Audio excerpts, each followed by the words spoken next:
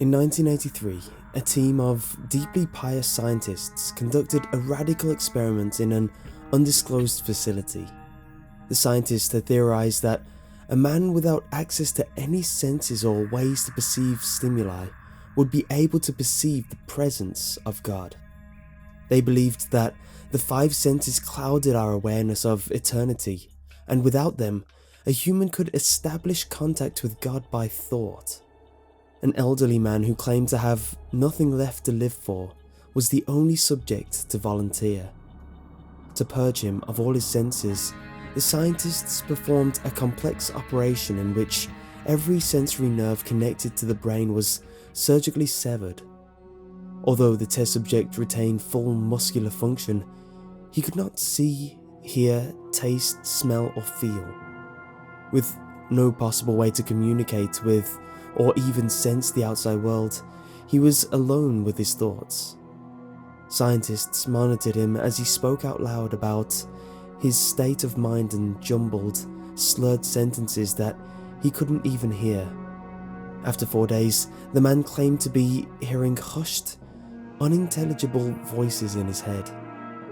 Assuming it was an onset of psychosis, the scientists paid little attention to the man's concerns. 2 days later, the man cried that he could hear his dead wife speaking with him, and even more, he could communicate back. The scientists were intrigued, but were not convinced until the subject started naming dead relatives of the scientists. He repeated personal information to the scientists that only their dead spouses and partners would have known. At this point, a sizable portion of the scientists left the study. After a week of conversing with the deceased through his thoughts, the subject became distressed, saying the voices were overwhelming. In every waking moment, his consciousness was bombarded by hundreds of voices that refused to leave him alone. He frequently threw himself against the wall, trying to elicit a pain response. He begged the scientists for sedatives so he could escape the voices by sleeping. This tactic worked for 3 days until he started having severe night terrors. The subject repeatedly said that he could see and hear the deceased in his dreams. Only a day later, the subject began to scream and claw at his non-functional eyes, hoping to sense something in the physical world. The hysterical subject now said the voices of the dead were deafening and hostile, speaking of hell and the end of the world. At one point he yelled, "No heaven, no forgiveness," for 5 hours straight.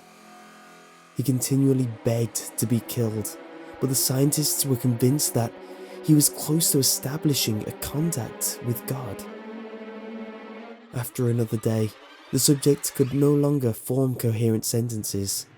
Seemingly mad, he started to bite off chunks of flesh off his arms.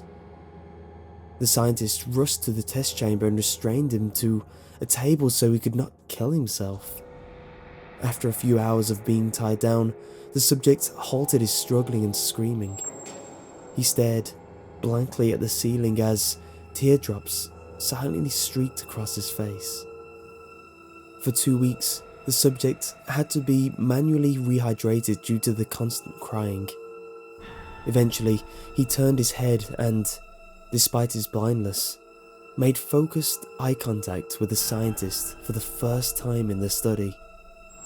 He whispered, "I have spoken with God, and he has abandoned us."